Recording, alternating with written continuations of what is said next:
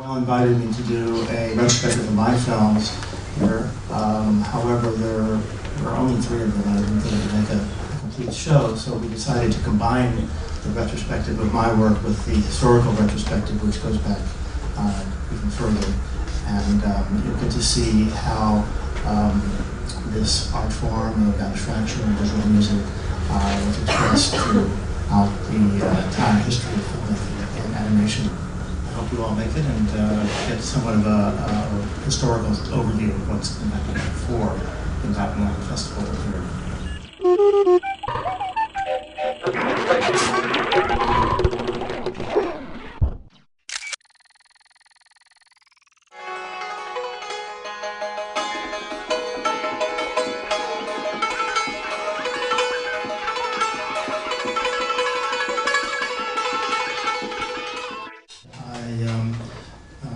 Founded a nonprofit arts organization called the iotaCenter, which is dedicated to this particular art form.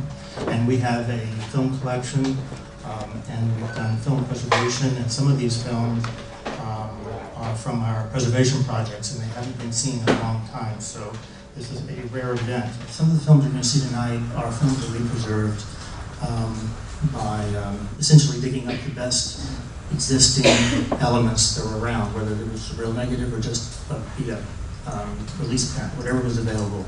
We went from the best available and made new negatives and fixed the sound and so on, and made fresh new prints. One of the things that the iotaCenter does is to preserve the films, and also we released them on DVD. So we've been in the process of making these films available on DVD so that everybody can see them in their own copy.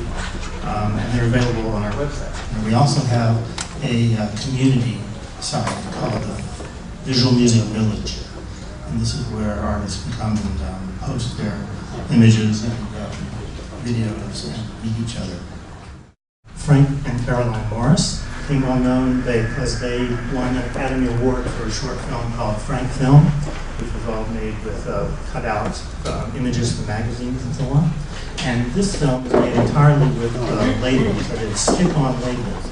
They were stuck onto the cells and then rephotographed as a normal animated film would be.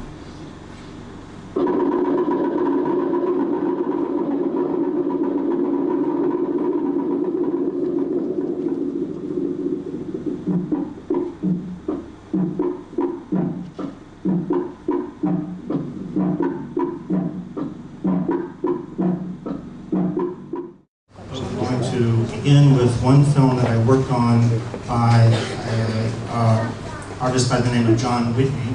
He is a pioneer in the field of computer art and computer animation, starting with analog computers in the 40s and 50s and then moving to digital computers in the 60s, and probably the first artist in residency at a computer company in 66. He made a film, Permutations, an inspiration to a couple generations, like several generations of computer animators. When I met him in the 70s, it was my privilege to work with John, and on this particular film I did the computer programming with him.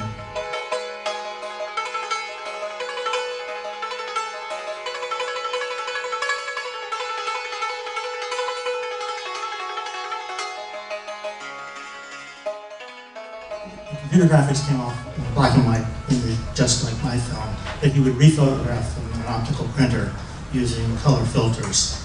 So later afterwards. So we worked weekends on the computer when we could get onto them and get black and white film out, and then he would take it back to his home studio where he would rephotograph them and rephotograph them.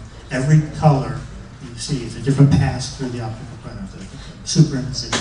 And my films, I chose not to do it that way because that's a very mechanical process, and I'm much more interested in experimenting with this connection between the algebra on the program and the image that comes out of that algebra. And I didn't have control over the color in the process, so I was waiting. My films were made in the 70s and 80s on very early computer graphic equipment. And let's see, one thing I could tell you was that at that time it was very difficult to get access to a computer. Computers were very few and far between. They were very large, very expensive, and they were only available to large institutions, universities, research centers, and places like that. So the first problem was to get into an institution like that and get access to one. As an artist, it was harder to do than if you were a computer scientist or you worked there. Then once you got access to the computers, you had the problem of dealing with a very early, crude technology. There was no software that we're familiar with today, like Photoshop or After Effects or anything like that for making films. You just had a computer language and you just wrote your own programs.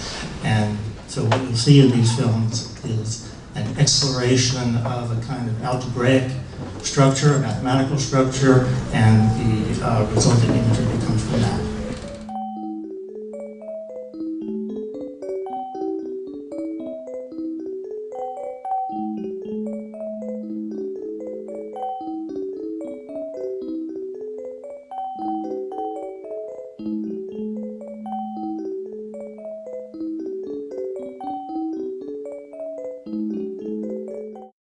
Jules Engel worked as both a fine artist and a commercial artist. As a commercial artist, he worked for Disney and worked on Fantasia and films like that in Hollywood.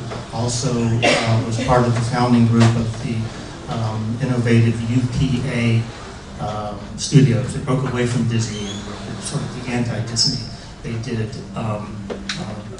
simpler rendered films like Madeline and Mr. Magoo and things like that.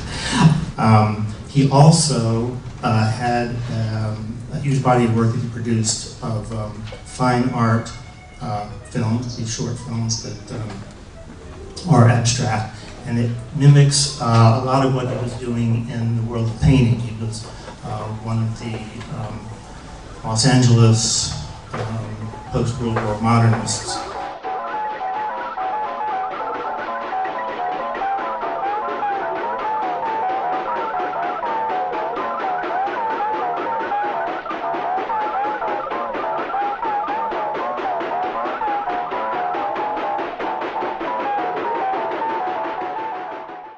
Then we have a filmmaker by the name of Hy Hirsch, who worked in the 40s, 50s, 60s in San Francisco and was very influential on other filmmakers at that time.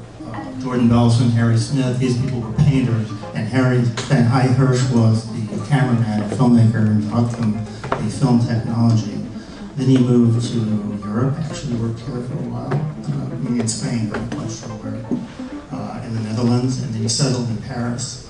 And he made these two films in Paris, Scratch Pad and Chasse. Hirsch was an innovator of techniques, and one of the techniques he was working with was he wanted a way in which he could perform live.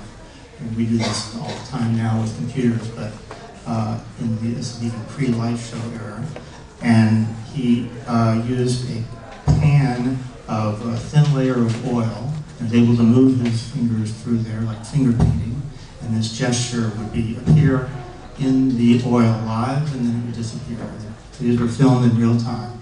Then he took that material and rephotographed it through color filters and photographed it multiple images built up on a single frame to make the final film, Chasse.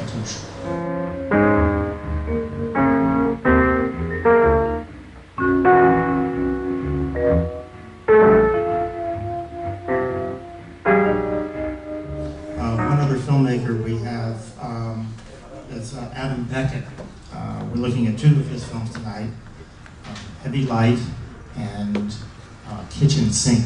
And Adam was also an innovator in the techniques, combining both traditional hand animation with optical printing, where the animation is photographed and rephotographed multiple times until you could barely recognize the original animation, and it's all a new synthetic looking image. We should see that in Heavy Light.